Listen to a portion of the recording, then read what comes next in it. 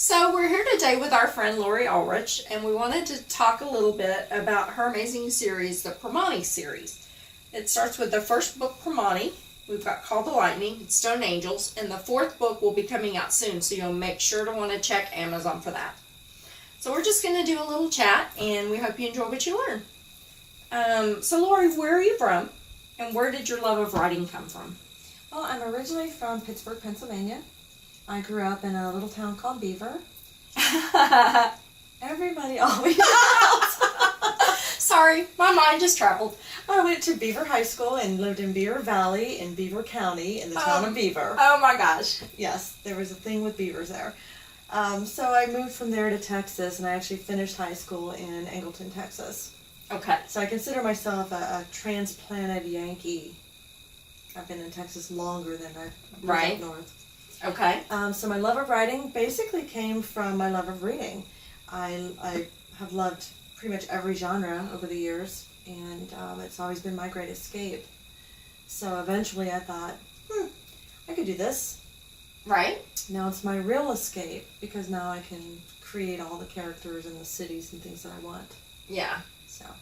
Very cool. Well, the world that you've created with these books is terrific. So it takes a heck of an imagination to do that. Oh, thank you. I've read the first two books, so and I will tell you, I paid for them, and they were worth every penny. So I'm very happy to say that. So what inspired you to write this story? Where did the idea for it come from? Well, funny you should ask. Micah is a little bit of my alter ego. When I first started Primani, I intended it to be a young adult book, just one book. Right. And it was kind of a chronicle of kind of my life, because I had sort of a rough start, and I thought it would be kind of fun to make that into a fictionalized story that young adults could, look at and enjoy. But as I got into the book, I realized that my story was really kind of boring, and it would be so much more fun if they had supernatural powers and, Right. Some cool guns and interesting explosions and things like that, which never happened in my life.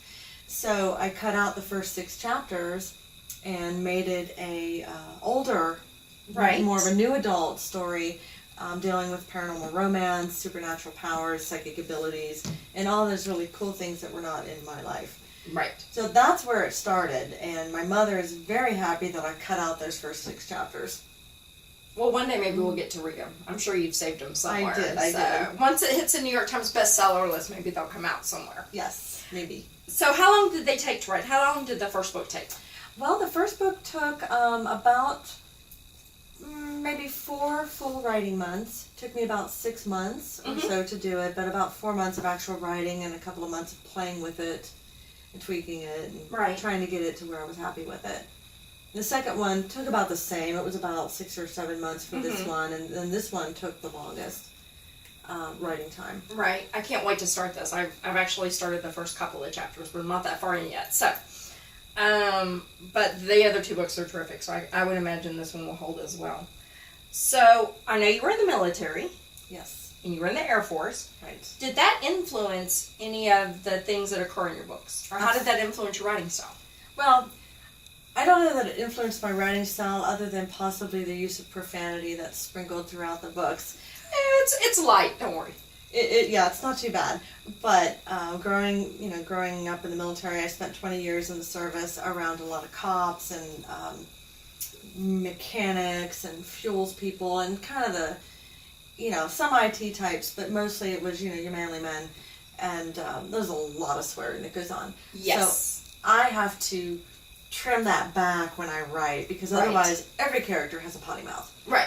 Every one of them. Right. So I had to really, when I edited, I took out a lot of F words. Right. Another F bomb. Took a lot of that out. But it influenced a lot of what I do in the books too, because as you read them, that there's a lot of special ops kind of feel to it. Yes, absolutely. I love guns. I love shooting. I actually used to own quite a few guns, and I like to target shoot. So, including that sort of activity in the books was something I couldn't let go. I had to include that kind of paranormal, paramilitary feel to it. Right. I find it really funny that Micah's the one who uses the language, and all of our hero guys actually are reminding her often, watch your language. And I think that's really funny because it's an interesting twist. Well, yeah, and Micah is, she's kind of an independent, free spirit kind of character, and she does what she wants to do. They are actually on their best behavior, and that's the thing, is the first 2 books are written from her point of view. Right. And you see them from how she sees them. Right. And they try to be, respectful, and they try to kind of behave themselves, and you really don't see who they are nearly as much as you do in Stone Angels when there are many chapters, and almost every other chapter is written from either Killian or Sean's POV. Right. When they're away from her. Oh, okay. So you see them interrogating prisoners, you see them gutting demons, you see them, searching through wreckage or whatever. And you see what they do, you hear their thoughts. And their language is quite salty. Okay. When they're not around her. Sure. They treat her with a lot of deference, which is really sweet. Yeah. They try to treat her with respect. Right. When they're by themselves, though, they're guys. They're guys. They're manly men. Right. Very good. Well, I mean, we wouldn't want them to be any other way. So. Right. What is your favorite thing? What do you like about writing? What is it that makes you want to do this? Escapism. Sure. That is so easy. I have such a boring life. Really, I do. I have a very boring, dull life, and being able to make my own world and shape it how I would like to be in it. Right. Is the great escape for me. So, would you like to be your own action hero? Yes. I would like to be Micah. Yeah. I would like to have the energy to take the Krav Maga classes. Right. To beat the crap out of bad guys. Yeah. Shoot people. Yeah. It'd be great. She gets hurt a lot, but it doesn't slow her down most of the time. She's right back in and ready to mix it up some more. Yeah. She refuses to be a victim. Exactly. She refuses to lay down and let the world kick her in the teeth. Right. She's just not going to do it. She's definitely her own person. Yeah. What's the hardest thing? Ending the book. Yeah. It is so hard to write the ending because it's saying goodbye. Right. It's ending, it's like, I don't know, it's like cutting off an arm because, they're done. Yeah. And so that's why there's 3. Right. It was harder to say goodbye, so I kind of kept going. Right. Well, and there'll be a 4th book coming out, so yes, we're still not ready to say goodbye, which is good. No, and then the 4th book, just to clarify for anybody who hasn't read the series, the first 3 really form a trilogy. Right. And I'm in the process of trying to come up with a name for the trilogy that's a little bit distinctive from the rest of the series, because this really is all tied together. Right. And the next 3 books are standalone. Okay. So this is Micah's transformation and really her story. It's really her coming of age. Yes, it is her story. It's her evolution from an 18-year-old kid to a grown woman of about 28. Right. This one ends with her own life and her own responsibilities and everything that happens to her. Right. And the rest are standalone, so they're part of the same character set. Which is good because you don't have to leave the characters you love. Right. And they're all in the next book as well. Right. That's always fun as a reader, because you do fall in love with the characters and you want to be able to see them. You're not ready to leave them any more as a reader than you are as a writer, I'm sure. No, and I think that people evolve over years. Mm-hmm. And that's one of the reasons why the series actually goes over about a 5-year period, because they evolve over years. Right. And I think it's hard to show in one, 200-page book the evolution of years. Absolutely. The things that shape you. It takes some time, the ups and downs of life. Right. And so the different characters evolve across the books, and then you see them in these new books. Right. Well, and in the first book, Micah's life experience defines, some things happen to her at the beginning that really define her progression. Yes. So it's very good writing that allows you to see that from the start. You get to see her progress and her grow and overcome her situations. Yeah. We're trying not to give anything away because we want you to read the series. It's awesome. Yeah, there are a lot of spoilers that we could give you, but we don't want to. No, where would be the fun in that? If we just tell you what the book is about, then where would be the fun there? Right. You want to experience and enjoy it for the first time, like I did. I'm reading some notes if you haven't figured that out. So what is it that you like most about your four main characters? We have Micah, Sean, Killian, and Declan, or Deck as it's called. Deck. Well, let's see. Well, for Micah, it'd be pretty simple. I love that Micah is strong and independent. She doesn't take any crap from anybody. She is vulnerable, so I think she has a soft side. Sure. But she is determined to live her life on her terms. Right. So I really admire that. A lot of people cannot do that. Killian is just smoking hot. Right. But he's not such an alpha male that he's, throwing people over his shoulder and, tossing the wench behind him and moving on. Right. He knows who he is. Right. He's confident. He is the guy that's in charge. And I Yeah. love that about him because he doesn't say much. Right. He's quiet, but there's an underlying power in him that makes you kind of step away. Right. And I love that about him. He gives you that little shiver when he comes into the scene. Well, and all of, you can tell from Sean and from Deck that they look to him as the leader of their group, and they have a lot of respect for him. And given their power, that says a lot about him.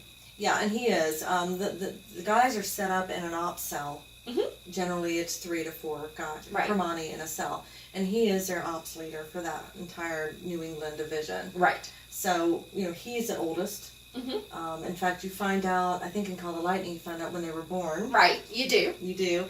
And they can be quite old.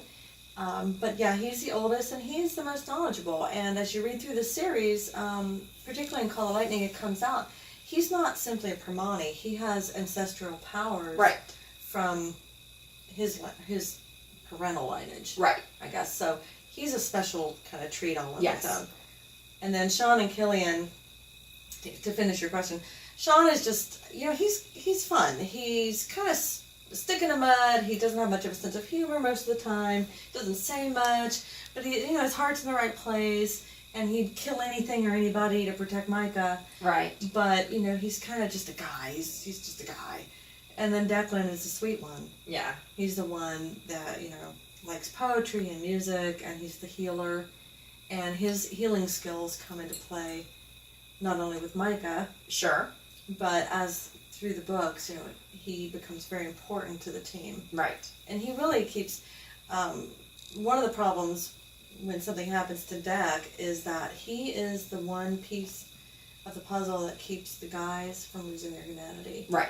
And that's what you learn more about that in Stone Angels. Mm-hmm. With Sean's problems, right, is his anchor is gone and he right. doesn't really know what to do. Right. He keeps him human. Yeah.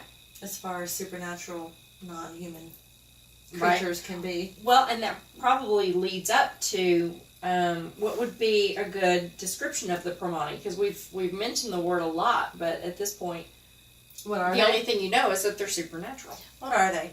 Well, Primani are not to be confused with angels. They're not, strictly speaking, angels. Right. They are supernatural soldiers.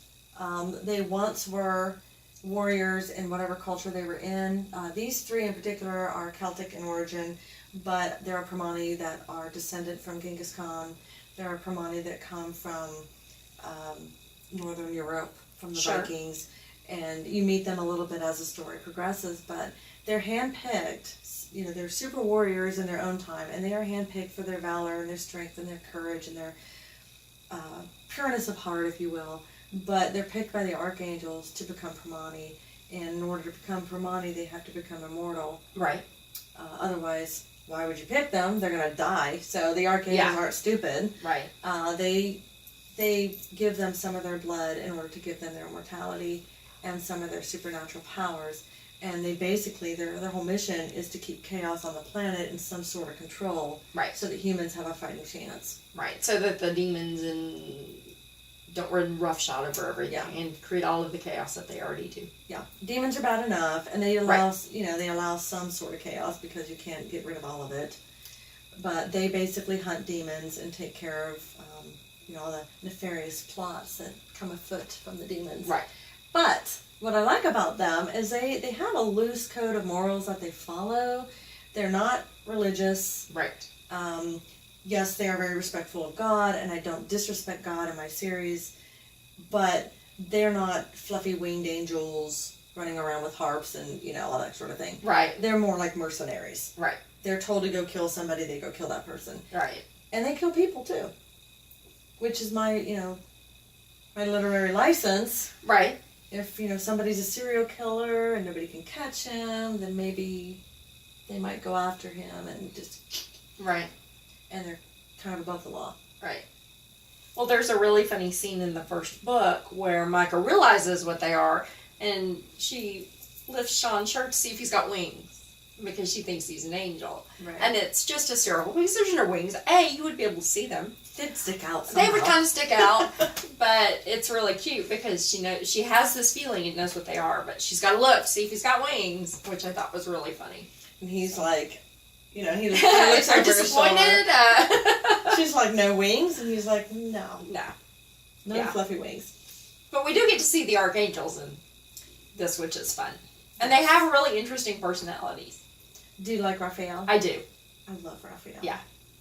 I've seen him portrayed in other people's books, and I've seen him portrayed as everything from a total douche, who's out for himself, just an arrogant jerk. Right.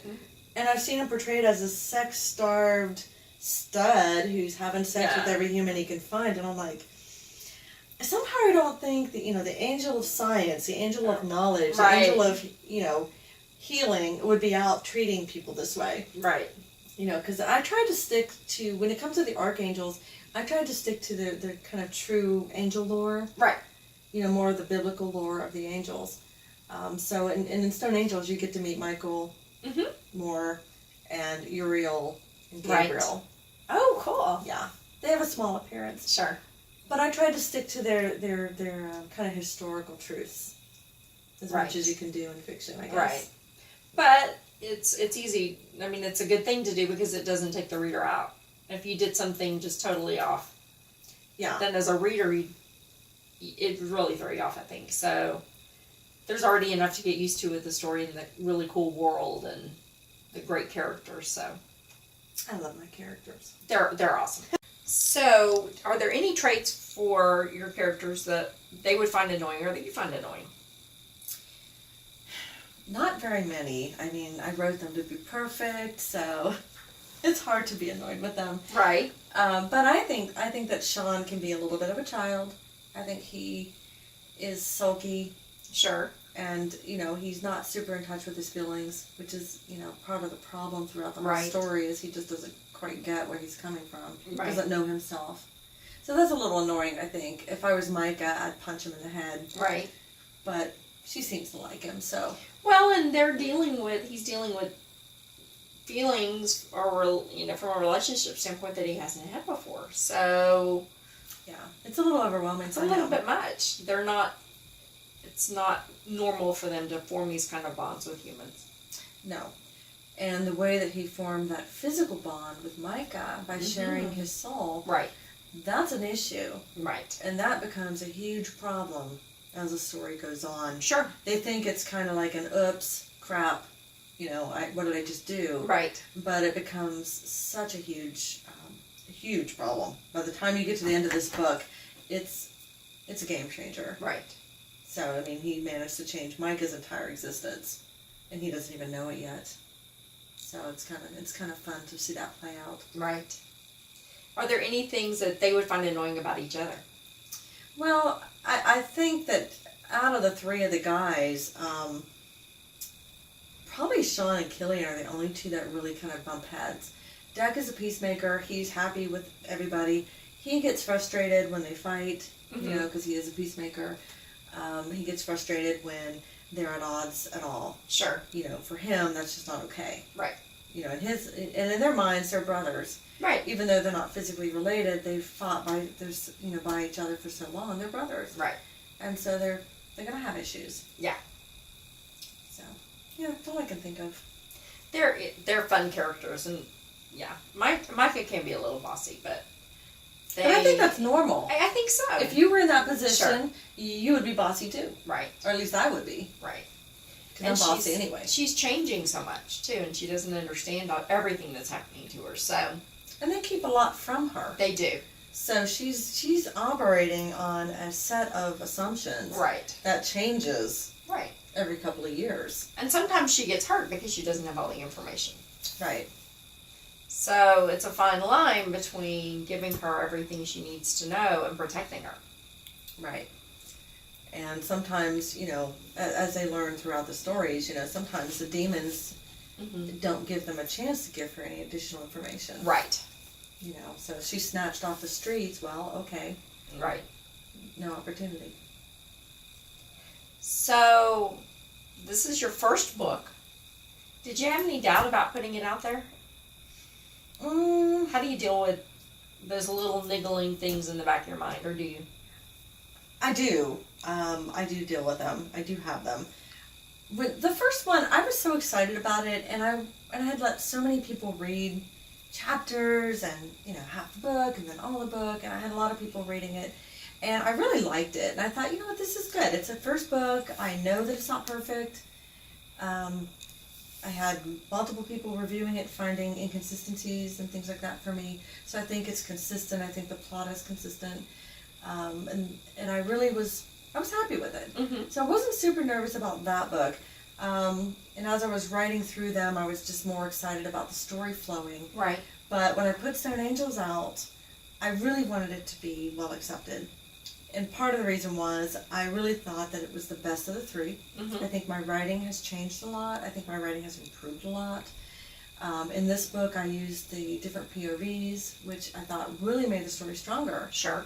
And added a lot of depth to it. And a lot of people like the other characters. If you like the male characters and you only see them from her point of view, right, you miss stuff. Right. And so I really thought this was going to be the best book. Right. And so I was really nervous about putting it out. And I think it's been well received, but I'm still hoping that the whole series will kind of catch fire. Right. And just explode. Yeah. At some point. Well, it's a good series it's not age specific. I mean, I think my 17-year-old nephew would really enjoy it. It's not age specific in that sense. It's not for really young kids. I mean, I wouldn't recommend you reading it to your 6-year-old necessarily because there's a lot of violence. But bad language. I also wouldn't have a problem with a 14 or 15-year-old reading it because there's some hints at sexuality, but it's not overly explicit. Right. So they're not gonna you're not gonna have to worry about them getting lessons from. It's not step by step how to have sex. No, it's not a how-to manual. But there's a lot of interest and action and suspense. So that age group would like it. As an adult, we see a lot of really interesting things in the character and the dynamics and the relationships. And so I don't think it's, really age specific, which is interesting because I love books like that. I have people who are fans who are from 13 to 65. There you go. And, and again, the sex, I did not market it to young adults because there is, especially in Primani, the sexual situations are more alluded to. Yes. There's not a whole lot of description. I think it's steamy. I think it's a little, there's lots of sexual tension. Sure. But I don't describe everything in a lot of detail. It changes a bit as the books progress. Right. There's, and for me, it's natural because the characters are aging. Exactly. They're having different thoughts about each other. They have more sexual experience. Sure. So the things that they do are a little bit more different. And so the descriptions get a little bit more steamy as the series progresses. This one has chapter 5. Okay, I haven't gotten that far yet. My favorite chapter is awesome. Chapter 5. So you might want to be a little bit older to read chapter 5. Chapter 5. It is still not explicit. Right. And, I would like to, just for people who might be thinking about my other books that at some point will be out by the time you see this video, I do write more explicit sex scenes. Sure. But for this set of characters, I really thought that the sensuality and the mysticism of their blood connection and their magical connections was enough. I think that was the important part of their sexuality. It wasn't, can he stick his blank inside her blank and do something with it? Right. It was, what does that connection feel like to be connected mind, body, and soul? Right. And so that's kind of how I wanted to project their sexuality as being more spiritual, Mm-hmm. and more sensual. Right. So, I mean, I'm writing some other books right now that would make my mother cringe. And guarantee you I will not ask her to read them. Right. But for these guys, I think that, especially chapter 5. I can't wait to read that. Then I may have to sneak ahead. I think I'm on chapter 3. So, but I just finished this yesterday, so I haven't had a lot of time to get started yet. So let's move. We've talked a lot about the book, so let's talk about some fun things. If you could be any famous person for just a day, who would you be and why? Any famous person. Living or dead? Living or dead. Does it have to be a real person, or can it be a character? Well, I tend to think a lot of times that my characters are real people, so I want to be Indiana Jones. That's a good one. I've always wanted to be Indiana Jones. Yeah. I want to have the hat. I want to have the whip. I want to have the antique gun stuck in the back of my pants. And I want to go crawl through caves and tombs and not the snakes or the rats or the cockroaches, but all the other stuff. I've always wanted to be Indiana Jones. That would be a fun character to be. I like the mystery. I've always been, even when I was a little kid, I used to invent mysteries in my neighborhood and go around searching through people's yards for clues. And any restraining orders we need to know about? But Nancy Drew, I went to a bookstore the other day and they had the first 5 Nancy Drew books re-released. Sure. Shiny new covers. I remember reading those as a child. Oh, the case Love of the Nancy broken Drew. clock, the hidden stairway. I was like, Nancy Drew. Right. Yeah, I want to be a detective, so I'm thinking Indiana Jones. That's me. That's a good character to be. I loved all the Nancy Drew books. Nancy Drew and the Hardy Boys. Some of my first loves in reading. I read all of them. Yeah. So, what would your dream vacation be? Dream vacation would probably be another trip back to Europe. I think I would probably do Scotland this time. Okay. I went to Ireland last year and saw everything that I ever wanted to see. And drink a beer, I hope. I did. I drank real Murphy's and real Guinness and a few little brews from different towns along the way that I don't even know what they were now. Yeah, lots of beer. Yeah. That's fun. You have to. I don't think they let you in if you don't plan on drinking a lot of beer. No. You have to sign a waiver at the border. I think so. They may do breathalyzers to make sure you've consumed enough before they let you leave. I'm not sure. That's possible. So, what other authors, when you're not writing, who do you read? I have really branched out. I took kind of a hiatus from reading for several years when I was working on some schoolwork. I didn't have a lot of time to read, but now I'm actually reading again, and I found some new authors that I love. Angie Fox. Okay. Angie Fox does a series called The Accidental Demon Slayer. Okay. It's hysterical. Another one I really like, Laura Kantowski.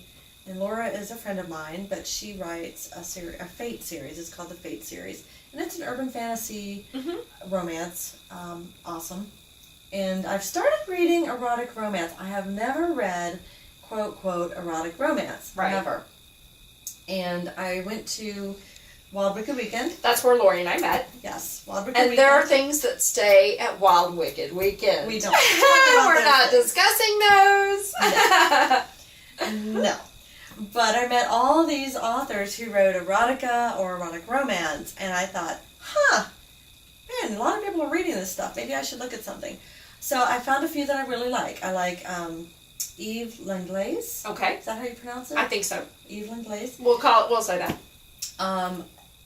What she writes about isn't something I typically would have read, but she's hysterically funny. It's hysterical. I'm like giggling through the whole book because it's just funny. She's very witty. So I thought, I like this. And then, so Laura, Eve, Angie Fox, and I do read some J.R. Ward. I don't like the Black Dagger Brotherhood series as much as I like the Possession series. Or the Fallen Angel series. The Fallen Angel series. I've read the first couple of those. I love those books.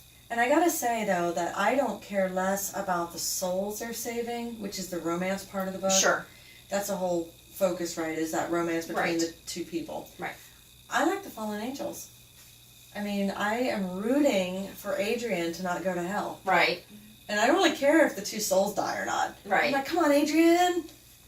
So, yeah, I like that series. Right. I've read actually all of the Black Dagger books too. So that was my first foray into something a little spicier, I think. So yes, I started reading those on the advice of a friend, and I did like them, but I like her Fallen Angel series better. The first few books, I think I've read the first two, and they're really good. Yeah, and they just get better. I mean, the tension between the angels is really interesting. Mm-hmm. So yeah, I like those. Very cool. So what do you do when you're not writing? Edit. Social media. For my books. What do I like to do? I like to cook. Okay. I like to have dinner parties. I do hang out with some friends. I'm making a very conscious effort, and I'm saying this for the public, making a very conscious effort to entertain or go out with friends at least once every 2 weeks. Because I hibernate. See, I thought she was going to say once a day. So, no. Once every 2 weeks. Okay. I'm practical. We're going to hold you to that. Every day isn't going to happen. No. But, when I'm writing, I'm like in a cave. Sure. And so I have to make a conscious effort to get out of the house, go see friends, have lunch. Yeah, that's my plan for the year. Right. But yeah, I used to hike a lot. I used to do a lot of other things. But I've pretty much hiked in every place around San Antonio, and I'm kind of bored with it.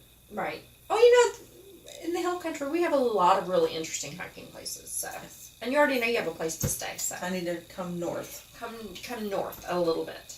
It's not any cooler, unfortunately, but well, it is cooler. It's just not temperature cooler. Right. No, actually, San Antonio is a great place. So, what is the oldest thing in your refrigerator? Oldest thing. How old is it? Okay, I'm gonna say my little container of green peppercorns.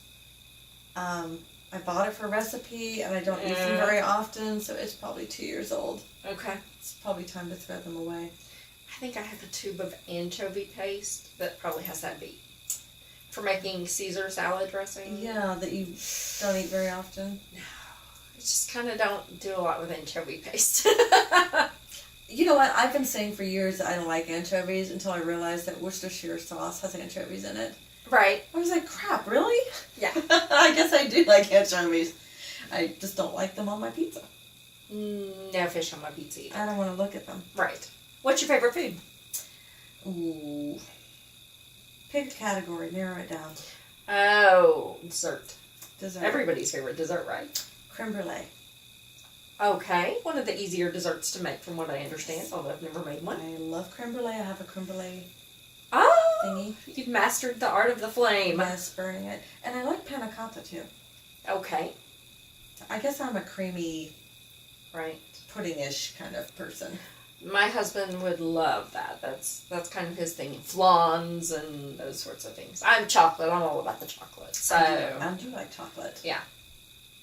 But my favorite dessert would probably be panna cotta. Right. Very good. Or, no, not panna cotta. So what is the most interesting thing about yourself that very few people know? Ooh. Interesting, but not too revealing. I am going to that conference in August. Okay. In New York? Yes. Okay. I don't know. I'm not very interesting. I think probably something that most people don't know is, I have this weird zombie thing. I think the whole zombie apocalypse phenomenon is hysterical. And I'm all in. We have weapons. We have weapons in the garage. We've made, barriers for the house. So you're prepping for the zombie apocalypse. Yep. Even though I know there are no such things as zombies and that's not ever going to happen, it's just fun. Well, if you saw World War Z, you never know.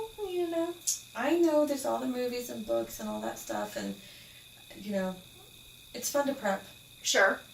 Even though I hope that nobody turns into a zombie and tries to eat my head. Right. Well, if you love zombies, have you seen Shaun of the Dead? 8 million times. My favorite zombie movie. I cannot watch that movie without tears streaming down my face before it's over. Yeah. I like it when his mother dies. There's not a single thing about that movie I don't love. I start laughing from almost the second the credits start rolling at the beginning. That is such a wonderful movie. Yep. It's the quintessential zombie movie if you like zombies. It's if you like the funny zombie stuff. And the other one was really good too. The one with Woody Harrelson. Yes. I don't remember what that was called. With the Twinkies. Zombieland, yes. And Bill Zombieland. Murray had just one of the funniest zombie scenes. Yes. That was funny. And you realize that man has not aged well. Sorry, Bill. You will not be on my book covers. Sorry.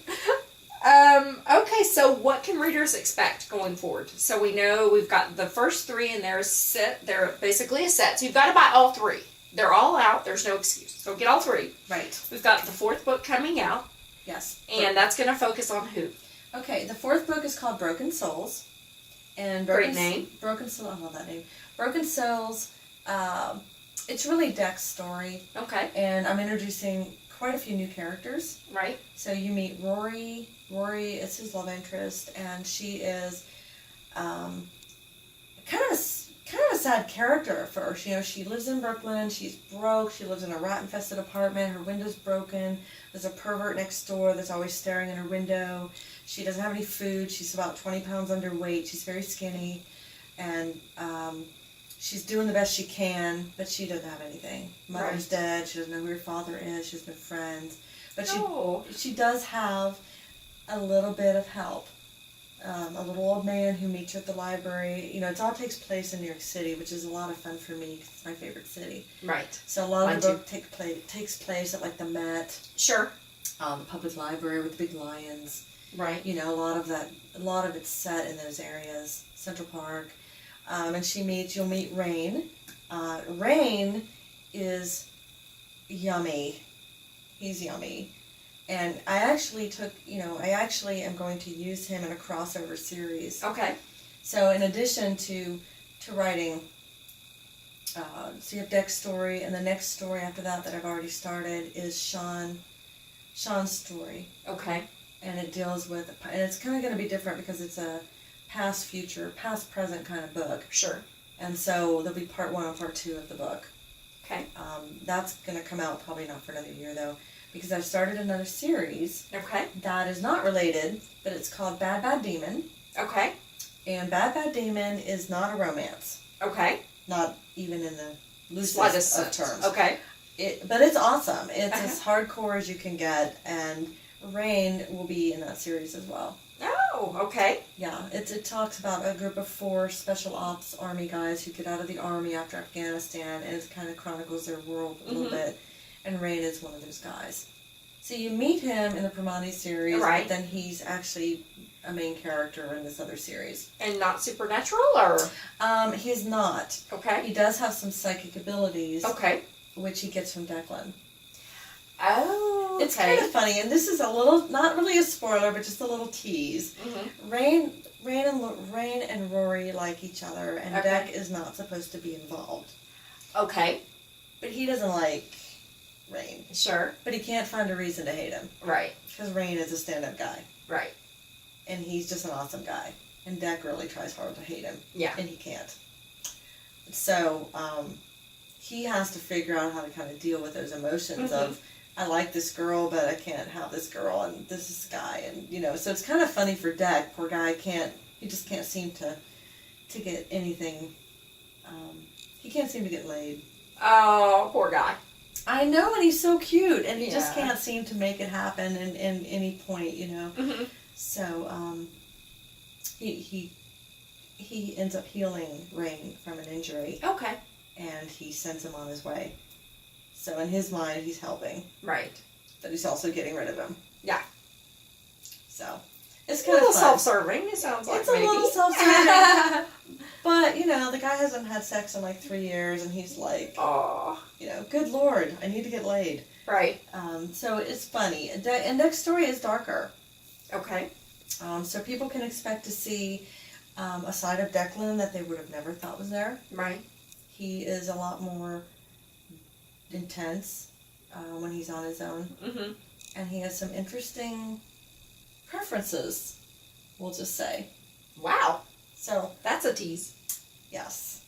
So I think it's fun, and I think readers will like him. And I've had a lot of fans that love Declan. Yes. And they're like, what are you going to do with him? What are you going to do with him? Love Deck. Uh-huh. And I think that people will appreciate him in the next book. I think they will. He's fun. They're all great characters, so I'm excited to see them each get their own stories. Yeah, I didn't want to completely say goodbye, but they're so interesting. Because here you really only see parts of them. Yes. So they need their own point of view to really Right. show who they are and where they came from. Right. And I like to think that parts of Deck's story are actually very sad. You know, where he comes from is a very sad place. Right. And that shapes him. I'm sure. So, I don't know. So I'm working on that. I've got 3 more books planned for this series. I've got Bad Bad Demon series, and I'm trying to squeeze in a novella of Micah and Killian because I can't get enough of them. Yeah. And I wrote a sex scene in Deck's book, and I was like, oh, wait a minute, this isn't their book. It was like 3 pages, and it was great. It was awesome. I was like, oh, I should have put this in one of the other books. Right. And then I went, wait a minute, this isn't even their book. Right. Cut, paste. Yeah. So I think I need to do maybe a novella or something with them. I love those. And whether it's published in hard form or whether it's something you download from your site, or I would definitely want to read more of them. Yeah, and I'm playing with that idea. I don't know what I'm going to do with it yet. So I think we're probably about to wrap up here, but we thank you all for watching. We hope you've learned some fun things about this great series. And Laurie, if you want to follow Laurie, let her tell you where to follow her. Okay, so if you want to follow me on Facebook, it's Laurie Olerich -author.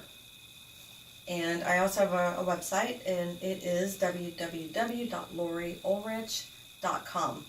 It's very simple. And Twitter, it's @LaurieOlerich. One word. And that's about it. I'm working on other social media, but I'm just not there yet. And make sure to pick the books up, and I know you're going to love them. Make sure to leave your reviews on Amazon and Goodreads. Those reviews, folks, help authors tremendously. So just make sure you read them, you love them, leave your reviews. Friend Laurie on Facebook. Look for a fan page. Yep. And make sure to get on there and see all of the latest news. And we thank you for joining us. Bye. Bye.